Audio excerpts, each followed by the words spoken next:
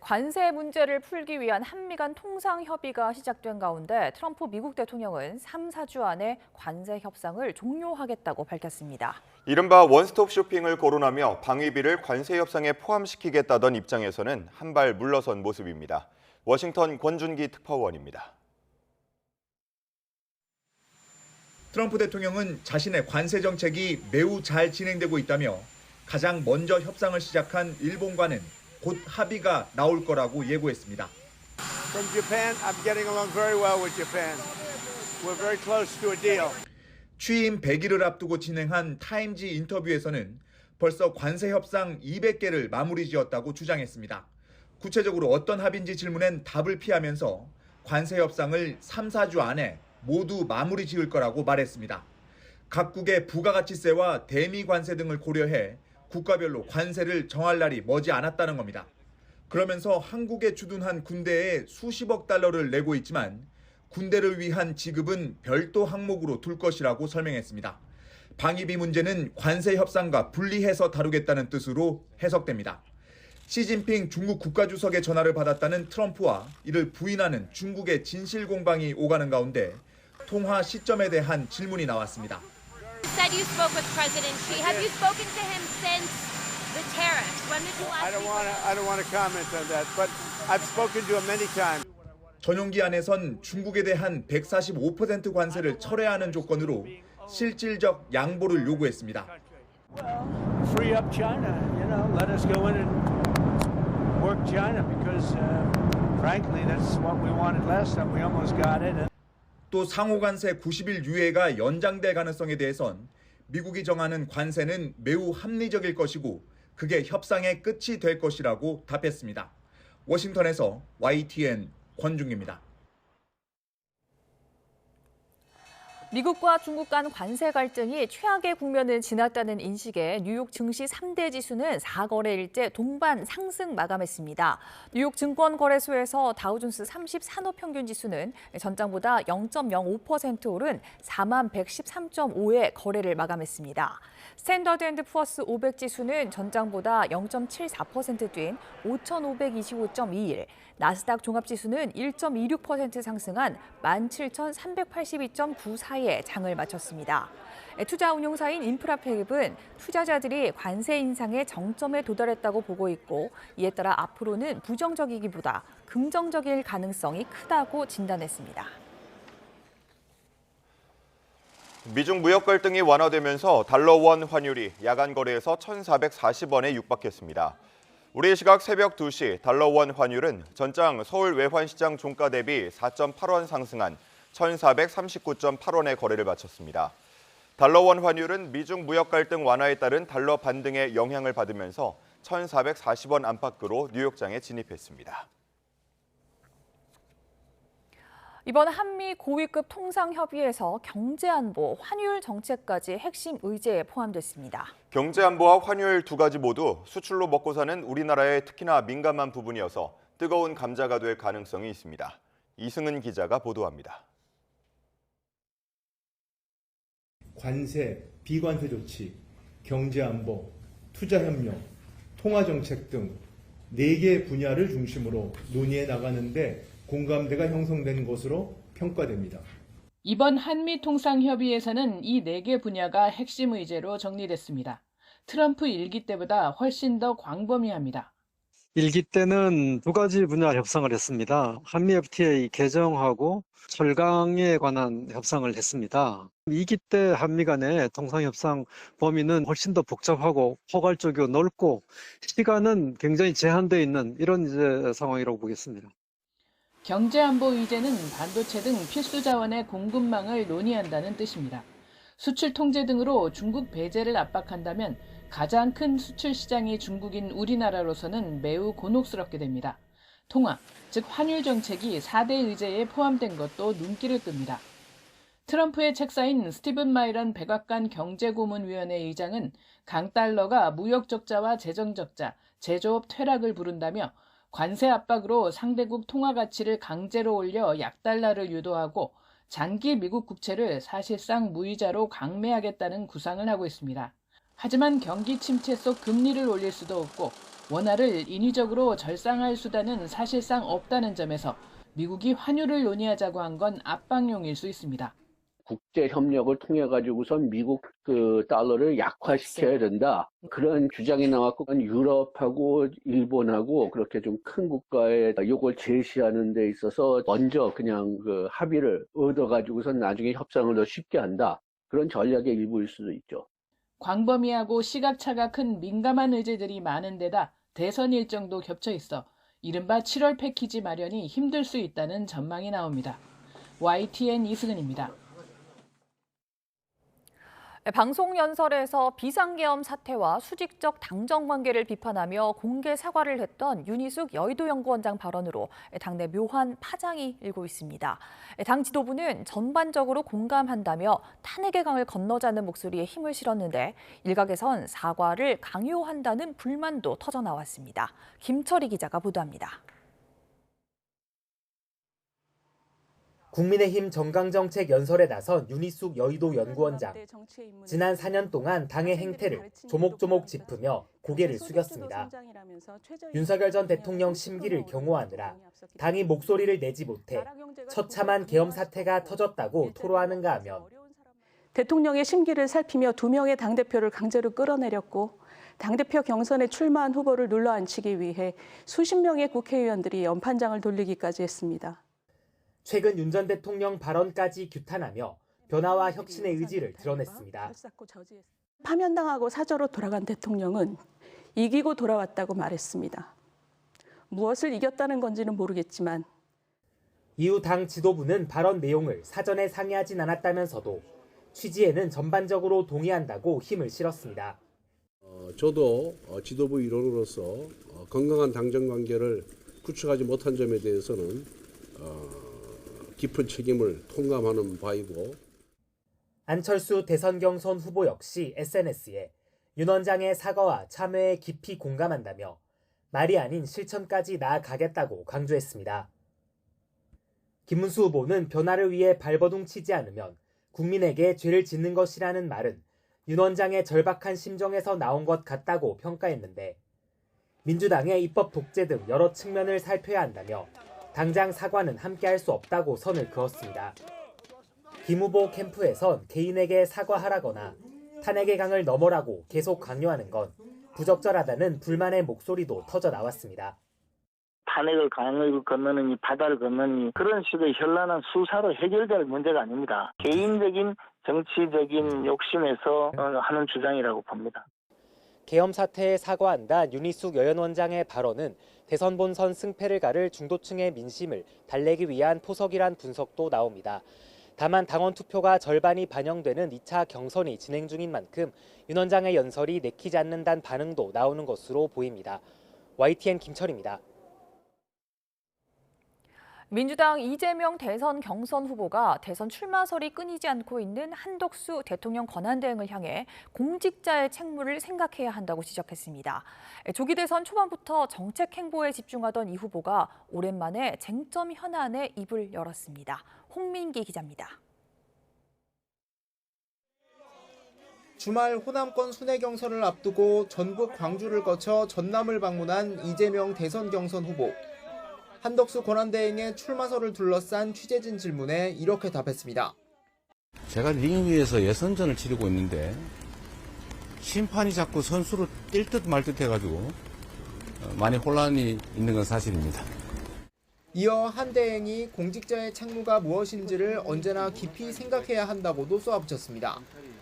최근 정책 행보에 집중하며 전국 현안 언급을 피하던 모습과 달리 한 대행 출마설엔 공개 비판의 목소리를 낸 겁니다.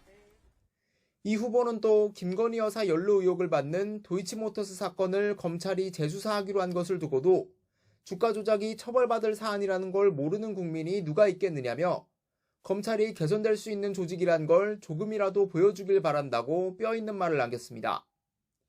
이 후보는 재해보상 현실화와 양곡관리법 개정을 통한 쌀값 안정화 등 이른바 농업 강국 공약을 발표하며 정책 행보 역시 이어갔습니다. 특히 제4기 스마트 신도시 개발과 서울 노후도심 재개발 재건축 진입장벽 완화 등 적극적인 부동산 공급 정책을 예고하며 수도권 부동산 민심을 공략했습니다. 국회에서 열린 4.27 판문점 선언 7주년 기념식에서 문재인 전 대통령을 만난 김경수, 김동연 후보는 일제히 검찰의 문 전 대통령 기소를 거세게 비판했습니다. 김경수 후보는 정권교체 이후 검찰의 수사 기능을 완전히 해체해야 한다고 주장했고, 더 이상 검찰에게 수사 기능을 맡길 하등의 이유가 없음을 다시 한번 확인시켜 주었습니다. 김동연 후보도 검찰의 기소청 축소, 공수처 확대 개편 등 검찰개혁 공약을 발표했습니다. 무소불위한 검찰의 권한 분산과 견제로 무절제한 수사 만능주의, 수사권 남용을 방지하고 민주당이 최대 결집과 최대 투표를 위해 공을 들이는 호남에서 이재명 후보가 한덕수 권한대행을 정조준에 바짝 날을 세운 데는 적잖은 의미가 있다는 해석도 나옵니다. YTN 홍민기입니다. 더불어민주당 이재명 대선 경선 후보가 차기 대통령 적합도에서 압도적인 1위를 달리는 것으로 나타났습니다. YTN이 여론조사기관 엠브레인 퍼블릭에 의뢰해 전국 18세 이상 남녀 1,004명을 대상으로 조사한 결과 이재명 후보 지지율은 43%로 2위 국민의힘 한동훈 후보 지지율 10%보다 크게 앞선 것으로 집계됐습니다. 한덕수 대통령 권한대행이 9%로 3위를 차지했고 국민의힘 김문수, 홍준표 후보가 각각 7%, 뒤이어 안철수 후보가 3%를 기록했습니다. 이재명 후보는 국민의힘과 개혁신당 등 범보수주자 지지율 모두를 더한 것보다도 5%포인트 높았습니다. 차기 대선 인식에서 정권 교체 여론이 54%로 정권 연장 36%보다 우위였고 응답자를 중도층으로 좁혀보면 정권 교체 의견 60%로 연장의 2배에 달했습니다. 정당 지지도는 더불어민주당이 44%로 가장 높았고 국민의힘 36%, 조국혁신당 3% 순이었습니다. 범보수 진영 대선 후보 적합도 조사에서 한동훈, 홍준표, 김문수 등 국민의힘 대선 경선 후보에 이어 한덕수 대통령 권한대행이 4위를 기록하는 걸로 나타났습니다. YTN이 여론조사기관 엠브레인 퍼블릭에 의뢰해 전국 18세 이상 남녀 1,004명을 대상으로 조사한 결과 한동훈 후보 14%에 이어 홍준표 11%, 김문수 10%, 한덕수 대행 9%, 안철수 7%, 개혁신당 이준석 예비후보 6% 순이었습니다. 한 대행의 출마 가능성에는 응답자 47%가 출마 가능성이 낮다고 답했고 40%는 출마 가능성이 높다고 전망했습니다. 아울러 대선을 위해 윤석열 전 대통령과 거리두기가 필요한지를 놓고선 전체 응답자의 63%가 동의하는 편이라고 답했습니다. 이번 조사는 YTN이 여론조사기관 엠브레인 퍼블릭에 의뢰해 지난 23일부터 이틀 동안 전국 유권자 1,004명을 대상으로 전화 면접 방식으로 진행됐습니다. 표본 오차는 95% 신뢰 수준의 플러스 마이너스 3.1%포인트고 전체 질문지를 포함한 자세한 사항은 중앙선거 여론조사심의위원회 홈페이지를 참조하면 됩니다. 검찰이 윤석열 전 대통령 부부의 공천 개입 의혹 관계자들을 잇따라 소환했습니다. 최근에는 지난 2022년 지방선거 의혹에 집중하고 있는데 김건희 여사 소환 초읽기에 들어간 것으로 보입니다. 신지원 기자가 보도합니다. 정치브로커 명태균 의혹 전담수사팀은 최근 지난 2022년 6일 지방선거 관계자들을 잇따라 불러 조사했습니다. 특히 검찰 수사관 출신으로 단수 공천을 받았던 김태우 전 강서구청장 본인과 당시 선대위원장이던 구상찬 전 의원이 검찰 조사를 받았습니다. 김 전 청장은 문재인 정부 시절 조국 민정수석의 감찰 의혹을 폭로해 정권 교체에 공을 세웠다는 평가를 받았던 인물로 공무상 비밀 누설 혐의로 1심에서 징역형을 받은 상태에서도 단수 공천을 받은 데다 1년 만에 형 확정으로 직위를 상실하고도 석 달 만에 윤 전 대통령의 사면을 받아 특혜 의혹이 불거졌습니다. 공재광 전 평택시장과 문충훈 전 포항시장 예비후보도 검찰 조사를 받았습니다. 당시 국민의힘 공천을 받았던 최호 평택시장 예비후보나 문충훈 포항시장 예비후보 모두 윤석열 대선 캠프 출신이었습니다. 검찰은 지난해 4.10 총선에서 특혜 의혹이 불거진 김상민 전 검사도 조사했습니다. 윤 전 대통령의 배우자 김건희 여사는 당시 경남 창원 의창 선거구에 김상민 전 검사가 공천받을 수 있도록 현역이던 김영선 전 의원을 김해 갑으로 출마시켰다는 의혹을 받고 있습니다. 특히 김 여사가 명태균 씨에게 김 전 검사가 조국 수사 때 고생했으니 국회의원 되게 도와달라고 전하는 통화록 복귀 내용이 공개되기도 했습니다. 검찰이 공천 개입 의혹 관계자들을 잇따라 조사하며 김 여사 소환이 임박했다는 관측이 나오는 가운데 지난 2022년 당선인 신분으로 명 씨와 통화했던 녹음 파일이 공개된 윤 전 대통령까지 수사가 퍼질지 주목됩니다. YTN 신지원입니다. 검찰이 지난해 무혐의로 결론 내렸던 윤석열 전 대통령 부인 김건희 여사의 도이치모터스 주가 조작 사건을 다시 수사하기로 했습니다. 결론을 스스로 뒤집은 검찰이 어떤 결론을 내놓을지에 따라 파장이 불가피해 보입니다. 김태원 기자입니다. 서울중앙지검은 지난해 김건희 여사를 불기소 처분하면서도 의심스러운 정황은 있다고 봤습니다.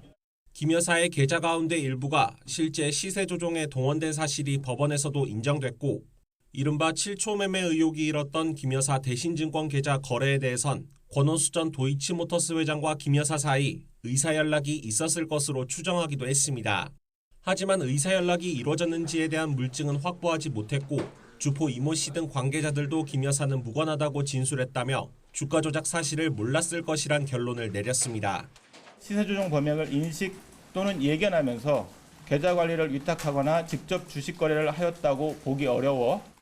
하지만 권 전 회장이나 전주 손모 씨 등 관련자들에게 잇따라 유죄가 선고되는 상황에서 이런 결론을 받아들일 수 없다는 목소리가 이어졌습니다. 헌법재판소도 이창수 서울중앙지검장 등의 탄핵 사건에서 김 여사를 상대로 증거 확보를 위한 수사가 제대로 이뤄졌는지 의문스럽다고 지적했습니다. 갖은 논란 속에 기존 결론을 스스로 뒤집고 재수사에 나선 검찰은 우선 대법원에서 최근 유죄가 확정된 권 전 회장이나 주포 이 씨 등 핵심 관계자들의 진술을 다시 점검하는 데 집중할 전망입니다. 또 이후에 물증 확보를 시도하는 방안도 검토할 것으로 보입니다. 다만 추후 어떤 결론이 나오든 검찰로서는 피할 수 없는 부담을 안게 됐습니다. 김 여사 혐의를 입증한다면 중앙지검이 부실 수사를 했다는 의혹을 받게 되고 반대로 무혐의라면 불필요한 논란을 일으켰다는 지적에 직면할 가능성이 큽니다. YTN 김태원입니다. 윤석열 전 대통령이 도이치모터스 주가 조작 사건과 관련해 허위 사실을 공표했다며 고발된 사건에 대해 검찰이 본격적인 수사에 나섭니다. 서울중앙지방검찰청은 다음 달 1일 이번 사건의 고발인인 사법정의 바로 세우기 시민행동 김한매 대표를 불러 조사하기로 했습니다. 이는 지난 2022년 9월 고발장이 접수된 지 2년 7개월여 만인데 오는 8월 사건 공소시효 만료를 석 달쯤 앞두고 이루어지는 조사입니다. 앞서 사세행은 2021년 당시 대선 경선 후보였던 윤 전 대통령이 도이치모터스 주가 조작 사건과 관련해 김건희 여사는 주가 조작 선수가 사놓은 주식을 차례대로 매도했을 뿐 계좌를 맡긴 적은 없다는 취지의 허위 발언을 했다며 고발했습니다. 더불어민주당과 조국혁신당 등 5개 원내 정당들은 제2요구, 즉 거부권 행사로 국회로 되돌아와 재표결 끝에 폐기됐던 김건희 특검법과 내란 특검법을 공동으로 재발의했습니다. 민주당 서영교 의원은 특검 법안을 국회의안과에 제출한 뒤 기자들과 만나 더 강력해진 김건희 특검법을 명태균 특검법과 모아 통합특검법으로 발의했다고 말했습니다. 새로 발의된 김건희 여사 특검법에는 김 여사의 주가 조작 의혹과 명태균 씨 불법 여론조사 의혹, 건진법사 의혹 등 16가지가 수사 대상으로 적시됐습니다. 특검 후보는 민주당이 1명, 비교섭단체가 1명을 추천하도록 정했습니다. 문재인 전 대통령의 뇌물 혐의 사건을 맡을 재판부가 정해졌습니다. 검찰은 관련 사건으로 먼저 기소된 조현옥 전 청와대 인사수석 사건과의 병합을 요청했습니다. 권준수 기자가 보도합니다.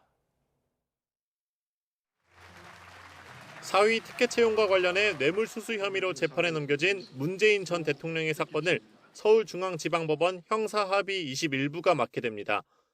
선거와 부패 범죄를 담당하는 재판부로 검찰 기소 하루 만에 배당이 이뤄졌습니다. 재판부가 정해진 만큼 조만간 심리 절차에 들어갈 것으로 보입니다.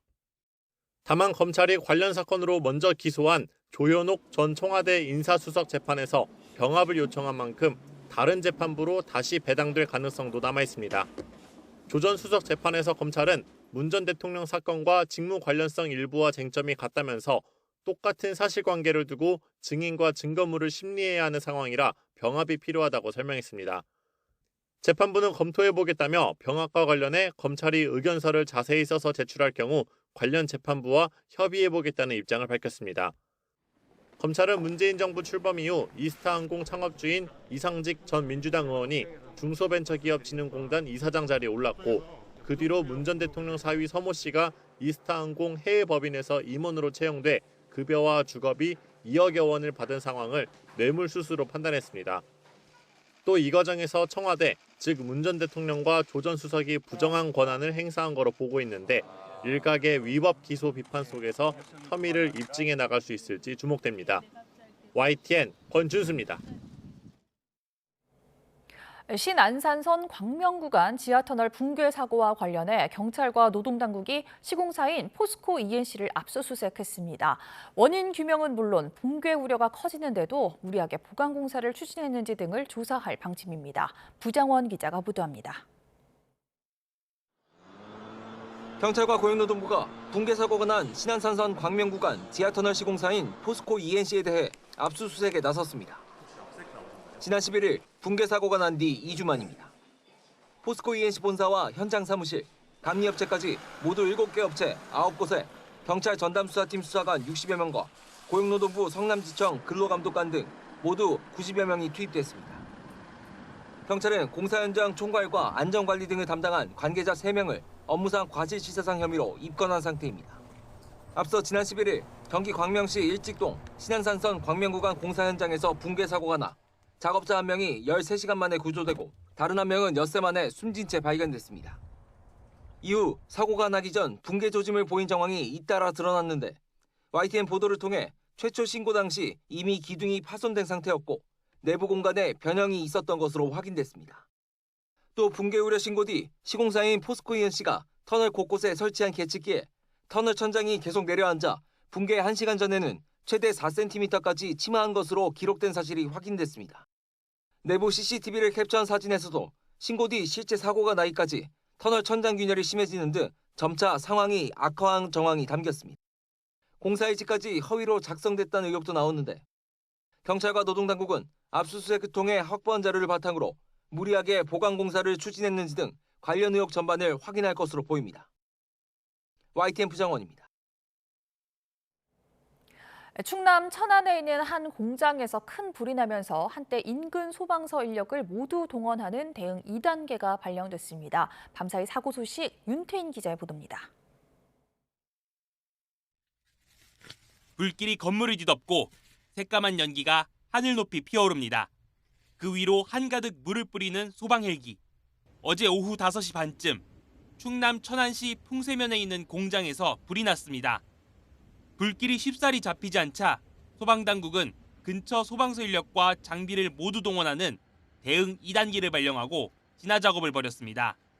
결국 불은 공장 4개 동 가운데 3개 동을 태운 뒤 3시간 50분 만에 꺼졌는데 다행히 인명피해는 없었습니다.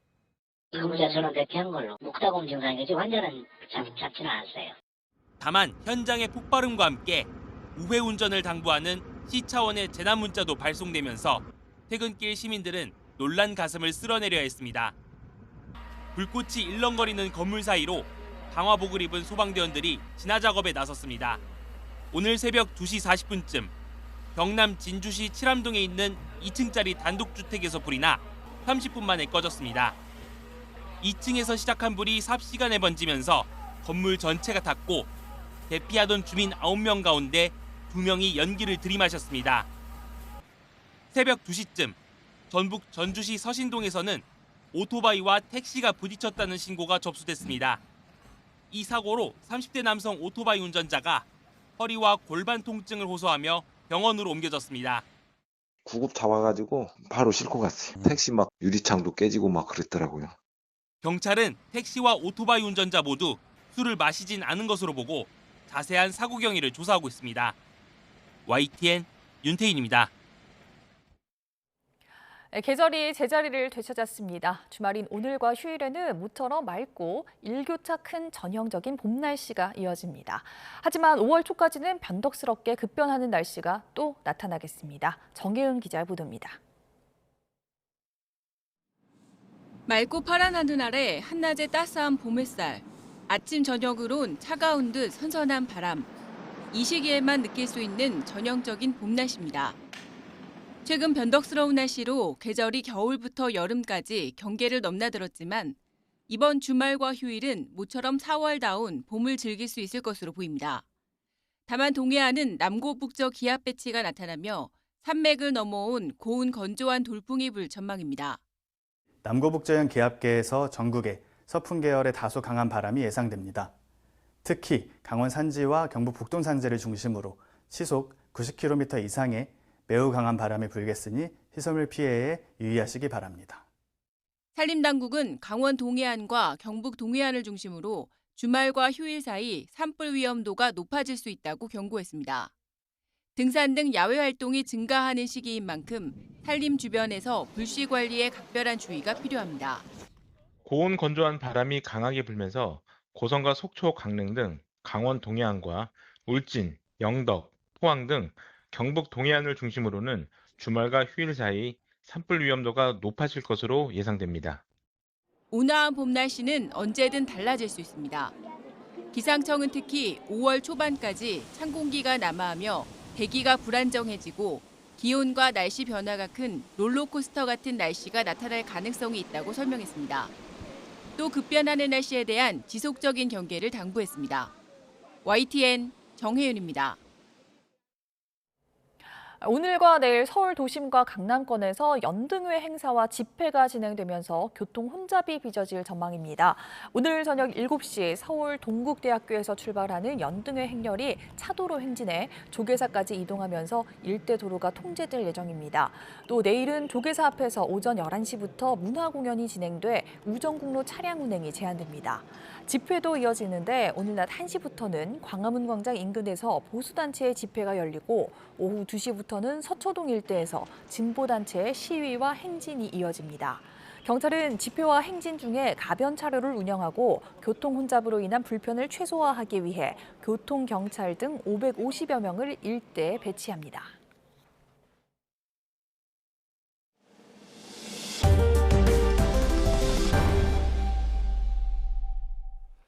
정부가 의대 증원 정책을 사실상 철회했지만 의대생과 전공의 대다수는 제자리에 돌아오지 않고 있습니다. 이 때문에 의대생 새 학번이 동시 교육을 받아야 하는 이른바 트리플링 우려가 커지는 등 차기 정부는 시작부터 난수표를 받아들 것으로 보입니다. 권민석 기자입니다. 5년간 2,000명씩 의사 10,000명을 늘리겠다는 의대 증원 정책은 윤석열 정부 의료개혁의 신호탄이었습니다. 2025 학년도부터 의과대학 정원을 2,000명 증원하여 현재 3,058명에서 5,058명으로 확대합니다. 상급 종합병원을 중증, 응급, 희귀질환 중심으로 재편하고 지역 2차 병원을 지원하는 등 일부 결과물도 나왔습니다. 하지만 왜 꼭 2,000명이어야 했는지 설명하지 못한 후과는 컸습니다. 전국 수련병원 211곳에서 전공의가 떠나면서 응급실 뺑뺑이가 속출했고 40개 의대 학생들마저 집단 휴학에 돌입해 새내기 의사 배출 절벽이 현실화했습니다. 결국 1년 만에 의대 증원을 사실상 철회하는 지경에 이르렀지만 앞으로가 더 문제입니다. 수업 거부를 이어가는 의대생들이 대량 유급당할 경우 2사, 2호, 26학번이 한꺼번에 수업을 들어야 해 의학교육이 뿌리부터 흔들릴 수 있습니다. 수련을 재개한 전공의는 12.4%에 불과하고 이미 59%는 의료기관에 재취업해 일하고 있습니다. 또 하반기 전공의 모집은 서너 달 뒤에 이루어져 당장 이들을 복귀시킬 방법 역시 마땅치 않습니다. 우리 후배들은 여전히 어두운 길목에 서 있습니다. 그리고 스스로 되뇌고 있습니다. 돌아갈 명분이 없다고. 대선 주자들이 공공의대 설립 공약을 발표하거나 의협을 방문해 의정 갈등 해결 의지를 다지고 있지만 불신의 골이 깊은 의료계는 번번이 다른 목소리를 내고 있어 차기 정부는 집권 초부터 수세에서 시작할 것으로 보입니다. YTN 권민석입니다. 교육부와 각 의대가 학생들이 수업에 복귀할 의향이 얼마나 있는지 실질적인 파악에 나섰습니다. 교육부는 최근 의대 학장단체인 한국의과대학 의학전문대학원협회와 학생들의 실질적인 수업 참여 의사를 확인하기 위한 익명 설문을 진행하기로 협의했습니다. 교육부는 수업 복귀를 희망하지만 비자발적 이유로 실제 참여는 못하는 학생들이 많다는 의견이 있다며 이번 설문이 학생들이 자발적인 의사에 따라 수업에 참여하는 계기가 됐으면 한다고 밝혔습니다. 설문 응답 기간은 오는 28일까지로 일부 강경파 의대생들 사이에서는 설문조사 자체를 무력화하자는 의견도 나오는 것으로 알려졌습니다.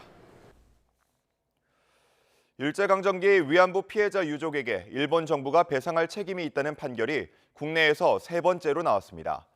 청주지방법원은 고 길갑순 할머니의 아들 이만영 씨가 일본 정부를 상대로 낸 2억 원 규모 손해배상 소송에서 이 씨 일부 승소로 판결했습니다.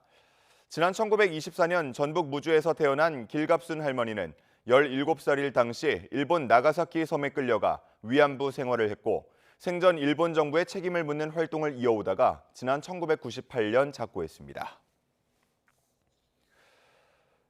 일본 정부는 한국사법부가 일제강점기 위안부 피해자 유족이 낸 손해배상 청구 소송에서 일본의 배상 책임이 있다고 판결한 데 대해 국제법과 한일 양국 간 합의에 명백히 반하는 것으로 매우 유감이며 결코 받아들일 수 없다고 밝혔습니다. 이와야 다케시 외무상은 담화에서 2021년 1월 서울중앙지법 판결, 2023년 11월 서울고등법원 판결에 이어 국제법상 주권 면제 원칙 적용이 부정됐다며 이같이 언급했습니다. 김정은 북한 국무위원장의 최측근이자 복심으로 알려진 조용원 당 조직 비서가 2달 가까이 공식 석상에서 자취를 감췄습니다. 그 배경을 놓고 여러 분석이 나오는데요. 이번에도 김정은식 권력층 길들이기 차원으로 보입니다. 이종원 기자입니다. 올해 북한 신년 경축 공연, 김정은 국무위원장이 딸 주애와 팔짱을 끼고 레드카펫을 밟고 있습니다. 다른 고위층 간부들도 가족을 동반했지만 대부분은 한 발자국씩 거리를 두고 걸어갑니다. 그런데 유독 한 사람은 예외였습니다.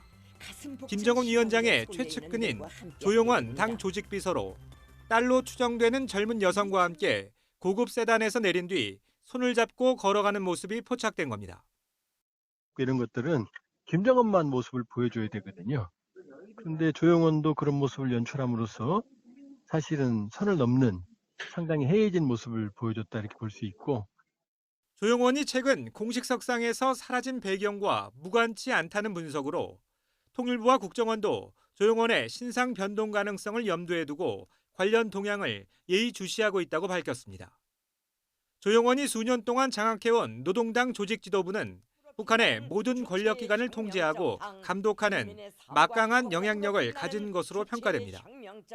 조용원이 갑자기 사라진 배경에 관심이 쏠린 이유로 가족 등 개인적 비리 연루나 일선 간부들의 부패 사건에 대한 책임을 물었을 가능성 등도 거론됩니다.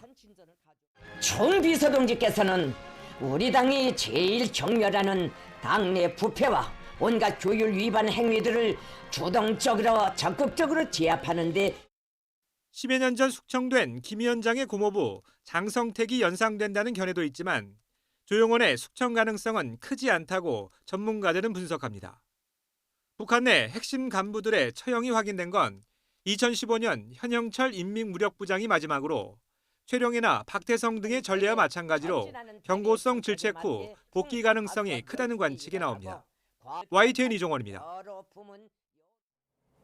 곧 취임 100일을 맞는 트럼프 미국 대통령의 행정명령은 전 정부들보다 많았지만 지지율은 2차 대전 이후 최저 수준이었습니다.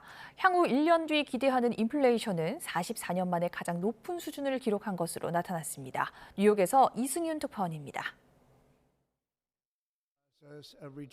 오는 30일 취임 100일을 맞는 트럼프 미국 대통령이 서명한 행정명령은 무려 137개. 같은 기간 바이든 행정부의 3배를 웃도는 등 앞선 정부들보다 압도적으로 많았습니다. 행정명령 가운데 강도 높은 관세 정책은 증시에 직격탄을 날렸습니다. That drove the S&P 500 down 19% and the Nasdaq off more than 20%. Now we just have to see whether it is something that is going to be long-lasting. 여론조사 업체인 갤럽 조사 기준으로 트럼프의 1월에서 4월까지 평균 지지율은 45%로 2차 대전 이후 미국 대통령 가운데 2번째로 낮은 수준을 기록했습니다. 트럼프의 관세 충격은 아직도 진행 중입니다. 미시간대 조사 결과 미국 소비자들이 향후 1년 뒤 기대하는 인플레이션이 6.5%로 44년 만에 가장 높은 수준을 기록한 것으로 나타났습니다. These sales don't look like they're doing good. They're on one day, they're off the next day. There's a pause for 90 days. Everything's going up and up and up. 미국 경기에 대한 소비자의 자신감을 반영하는 소비자 심리 지수의 4월 확정치는 52.2로 3월보다 8.4% 급감했습니다. 미국의 중앙은행격인 연방준비제도 내부에선 물가 관리보다는 경기 침체 대응에 무게가 점점 실리는 분위기입니다. 연준 크리스토퍼 월러 이사는 관세로 실업률이 급등하면 금리 인하를 지지하겠다고 밝혀 고용 지표가 통화정책 변화의 마지노선이 될 전망입니다. 뉴욕에서 YTN 이승윤입니다. 미 연방수사국 FBI가 법원에서 현직 판사를 체포하는 일이 벌어졌습니다. 트럼프 행정부가 주력하고 있는 불법 이민자 체포를 방해했다는 혐의인데 과도한 공권력 행사를 놓고 미국 사회 반발이 커지고 있습니다. 이경아 기자가 보도합니다. 미국 위스콘신주 밀워키 지방법원의 해나 듀건 판사가 미 연방수사국 FBI에 체포됐습니다. 법원 안에서 현직 판사가 체포되는 일이 벌어진 겁니다. 카시 파텔 FBI 국장은 SNS를 통해 지난주 듀건 판사가 불법 체류자를 체포하려던 연방 요원을 의도적으로 다른 방향으로 안내했기 때문이라고 밝혔습니다. 당시 판사는 이 불법 체류자에 대한 경범죄 재판을 맡고 있었습니다. FBI는 듀건 판사가 불법 체류자를 법정 연문을 통해 빠져나가게 했는지 조사하고 있습니다. 판사는 체포 직후 밀워키 연방법원에 출석했다 풀려났지만 다음 달 15일 다시 법원에 나가야 합니다. 변호인은 판사가 이번 체포를 매우 유감스럽게 생각하고 있다며 이건 공공안전을 위한 일이 아니라고 비판했습니다. 법원 앞에 모인 사람들은 트럼프 행정부가 사법부까지 무시하고 있다며 성토했습니다. Americans voted for a president. They didn't vote for a king. Trump is acting like a king. This is what kings do. We have to be here tomorrow. We have to be marching on May Day to demonstrate that this is our city. These are our streets and we will not accept this. 트럼프 대통령 취임 후 4,700건이 넘는 외국인 유학생 신원 자료도 일방적으로 말소된 것으로 나타났습니다. 이 때문에 학생 비자가 취소되는 사례가 잇따라 대학가에는 큰 혼란이 빚어졌습니다. 항의와 소송이 쏟아지자 트럼프 행정부는 최근 한 달 새 말소한 신원 자료를 모두 원상복구하기로 했다고 AP통신 등이 전했습니다. 외국인 혐오를 부추기는 무리한 공권력 집행이 곳곳에서 파열음을 불러오면서 트럼프 정권은 집권 석 달여 만에 위기를 맞고 있습니다. YTN 이경아입니다. 북한군이 우크라이나전에 파병되면서 지휘 통제 시스템이 개선되고 무기 품질 수준도 크게 좋아졌다는 미국 전문가 평가가 나왔습니다. 조세 버뮤드즈 전략국제문제연구소 선임연구원은 온라인 대담에서 북한군의 유효성은 향후 몇 년에 걸쳐 개선되겠지만 어느 정도가 될지는 지켜봐야 한다며 이같이 말했습니다.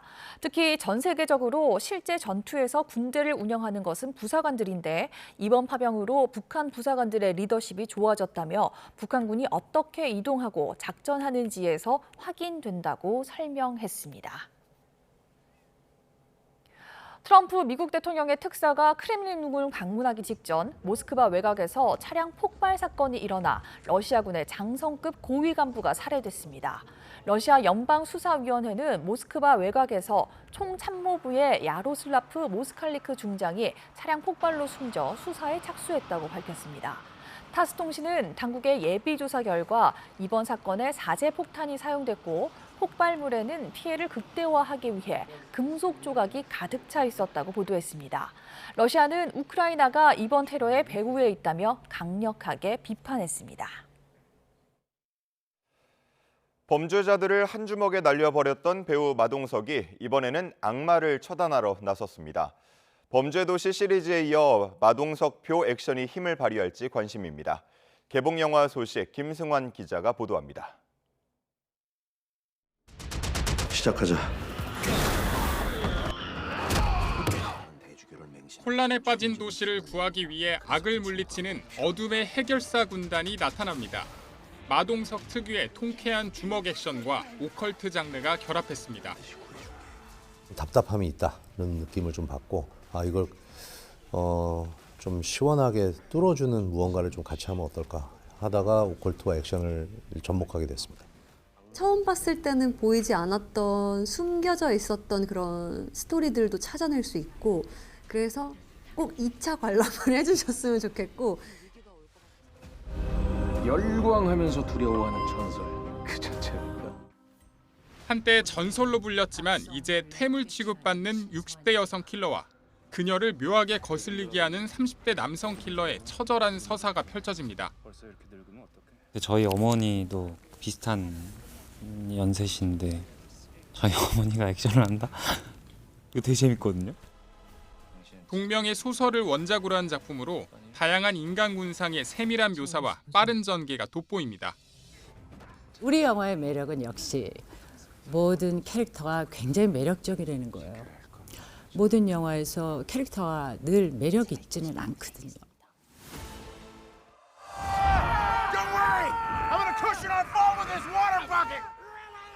게임 마인크래프트를 실사화한 작품으로 모든 게 네모로 변하는 세계에 빨려 들어간 모험을 그린 블록버스터입니다. 원작 게임의 인기와 SNS상에서 관련 밈이 유행하면서 북미에서 폭발적인 인기를 끌었는데 이 흥행 기세가 국내에서 이어질지 관심입니다. YTN 김승환입니다. 프로야구 LG가 김도영이 복귀한 기아의 짜릿한 역전승을 거두고 가장 먼저 20승 고지를 밟았습니다. LG는 광주 챔피언스필드에서 열린 기아와의 원정 경기에서 6대5로 승리했습니다. LG는 2점 차로 뒤지던 6회 홍창기의 희생플라이와 문성주의 적시타로 동점을 만들었고 8회에는 기아 2루수 김선빈의 실책을 틈타 경기를 뒤집었습니다. 개막전에서 햄스트링을 다친 뒤 34일 만에 1군 무대에 복귀한 김도영은 대타로 나서 동점 2타점 적시타를 때리며 강렬한 인상을 남겼습니다. KT는 로하스가 한화 마무리 김서현을 상대로 결승 타점을 뽑으며 2연패에서 탈출했고 SSG는 조영우의 결승 홈런에 힘입어 키움을 두르고 3연승을 달렸습니다. 디아즈가 홈런 3개에 7타점을 쓸어 담은 괴력을 발휘한 삼성은 NC를 물리쳤고 롯데는 두산을 꺾고 삼성과 함께 리그 2위로 올라섰습니다. 프로농구 SK가 KT를 연파하고 챔피언 결정전 진출까지 1승만을 남겨뒀습니다. SK는 프로농구 4강 플레이오프 2차전에서 KT를 86대 70으로 꺾고 시리즈 2연승을 거뒀습니다. 3쿼터부터 살아난 원희가 28점에 14리바운드를 잡으면서 승리를 이끌었고 안영준과 김선영도 각각 18점과 16점을 넣으며 힘을 보탰습니다. KT는 2쿼터까지 SK와 대등한 경기를 펼쳤지만 에이스 허훈이 필드골 난조를 보이면서 경기를 내주고 벼랑 끝에 몰렸습니다.